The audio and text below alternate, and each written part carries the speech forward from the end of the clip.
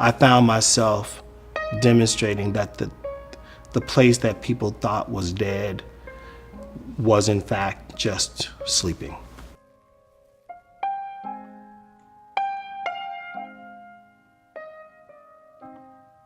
While he says he would never want to be called a developer, he's a developer, he's an entrepreneur, he's a community builder, he's an activist. I think early on it was quite clear to me how much of a real visionary Theaster is. There were a couple of events that happened that made me feel, in addition to making art, there were some other things that I needed to do. My studio is in a neighborhood called Grand Crossing. Grand Crossing is just on the western edge of a neighborhood called South Shore. South Shore has been historically an affluent neighborhood, and over time, a kind of black attrition has happened. Because Chicago is a somewhat concentric city, it means that so much of the density that we know and love, those things are in the heart of the city. And then as you move further south, things have become more neglected. So I was living on Dorchester, and I remember waking up one morning and I could hear water running, and it was water from the building next door, which was abandoned. So I called the water company and said, hey, the water's running, and they were like, yeah, we'll get there next week. And a lot of the early philosophy I think that I had was not about beautification, it wasn't about placemaking, it wasn't culture, it was just trying to manage what felt like challenges that were right under my nose. So I bought the building next door and turned the water off. I wasn't a professional developer. That is not what I was trained to do. I'm not a professional architect. But the impulse was more like Noah's Ark or something, like bad things have been happening. I think good things can happen, but the good things that happen will require an investment to a tipping point, and then maybe at that point, other people will start to participate. He does get a lot of heat from some of the community folks that say, why are you buying up this land in this particular area? Why are you doing this? Why are you doing that? And I think when you look at the end result, it's for the community. If Theaster's involved, you know that it's going to do good in the hood, so to speak.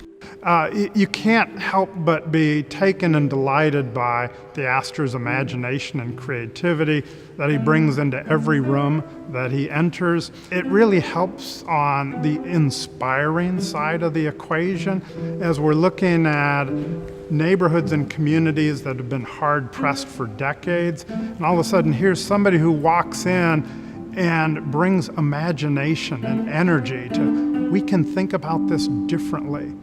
For years growing up, I passed by that vacant bank building on Stony Island, but no one really thought, I could do something with that. You walk into a bank, what can you do with a bank other than make it another bank?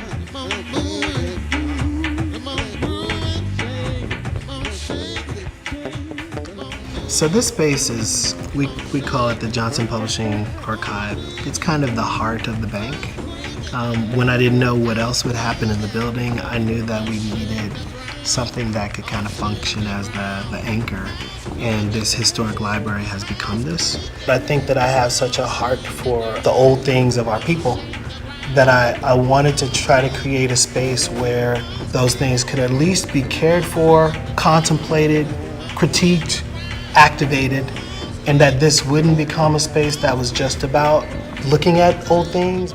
And it works, and it's great, and it's so wonderful as a member of this neighborhood to see that bank have new life.